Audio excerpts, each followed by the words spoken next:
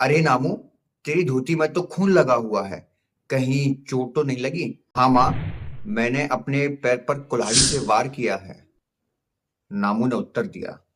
माँ ने धोती सरका करके देखा तो नामू की पैर की चमड़ी छिली हुई थी। बोली, मूर्ख, क्या कोई अपने ही पैर पर घाव करता है? क्या तुझे इससे वेदना नहीं हो रही?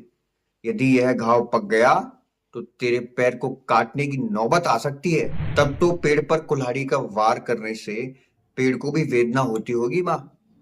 जब आपने उस दिन मुझसे पलाश के पेड़ से छाल मंगाई थी, तब मैंने वह कुल्हाड़ी से ही छीलकर लाकर गिरी थी।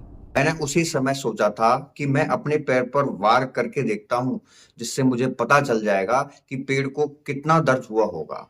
बस यही जानने के लिए मैंने अपने पैर पर घाव किया है माँ। बेटे के यह शब्द सुनकर माँ रो पड़ी। बेटा, निश्चित ही तू आगे चलकर महान बनेगा। सही है, पेड़ और जीव जंतुओं के भी प्राण होते हैं।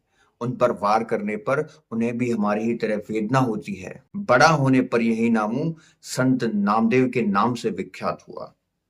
तो इस कहानी से हमें शिक्षा मिलती है कि जो अन्य जीव जंतु, जो 84 लाख योनियों में हमारे अन्य जीव जंतु भी होते हैं, उनके अंदर भी प्राण होते हैं।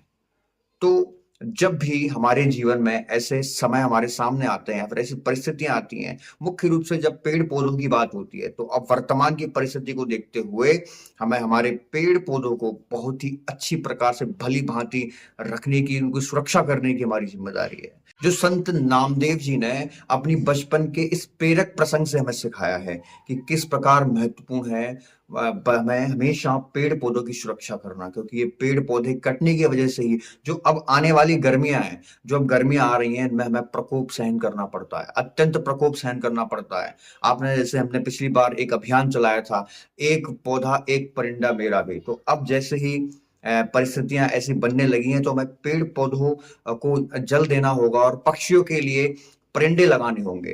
तो पुनः हम इस मिशन को आगे बढ़ाते हुए एक एक परिंदा पुनः हम अपने अपने घर पे लगाएंगे। इसी शिक्षा के साथ हम अन्य सभी बंधुओं को प्रेरित करेंगे कि वह सभी एक एक परिंदा भी लगाएं और पेड़ पौधों की सुरक्षा के लिए वह अभियान चलाएं और अत्यधिक पेड़ हम लगाएं। इससे हमारी पर्यावरण की सुरक्षा हो सके। बहुत बहुत धन्यवाद। जय श्री राम। राधे राधे।